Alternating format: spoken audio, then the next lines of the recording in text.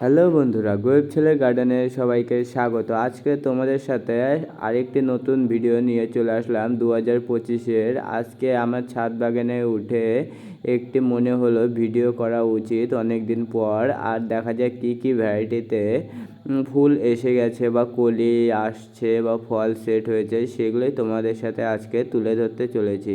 তাই ভিডিওটি সম্পূর্ণ মন দিয়ে দেখো ও স্কিপ না করে। সর্বপ্রথম তোমরা যে ফলটি দেখছো এটি হলো বেবি চিরাডো। এই গাছটিকে আমি গত বছর লাগিয়েছি। দেখো এ বছরই কত সুন্দর ফল সেট হয়ে গেছে ও আরও নতুন নতুন কুড়ি চলে আসছে। দ্বিতীয় নাম্বার, তোমরা এই গাছটিকে তো দেখতেই পাচ্ছ, এটি হলো হাওয়াইয়ান অরেঞ্জ। লেমন ইয়েলো না, লেমন অরেঞ্জ না, যেটা হালকা পিঙ্ক ওটা না, ওর থেকে একটু বড় সাইজের যেটা হয় সেটা হলো হাওয়াইয়ান অরেঞ্জ। এই ফলটি অনেকটা লম্বাটেই হয় কিন্তু অনেক বড় সাইজের হয়।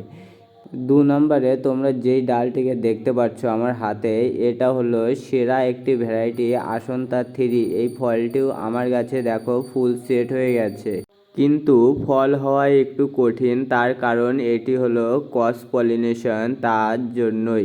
কারণ আমার কাছে এখন তেমন কয়েকটি রেয়ার ভ্যারাইটি আছে, প্লাস জাম্বু রেড তোমরা তো গত বছর থেকেই দেখছো, কিন্তু জাম্বু রেডগুলো আমার ছাদের থেকে নিচে কাটিং করে নিয়ে যাওয়ার পর এখনো নিচে ফুল তেমনভাবে আসেনি।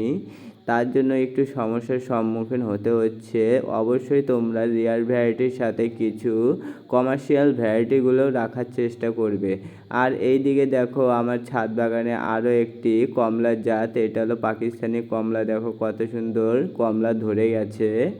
ও এবছর আমার ছাদ বাগানের জন্য আরও 15টি নিউ ভ্যারাইটি সংগ্রহ করেছি। ওগুলোর রিভিউ অনেক দেরিতেই দেবো, কারণ ওই গাছগুলো আগে বড় হোক তারপরেই দেবো।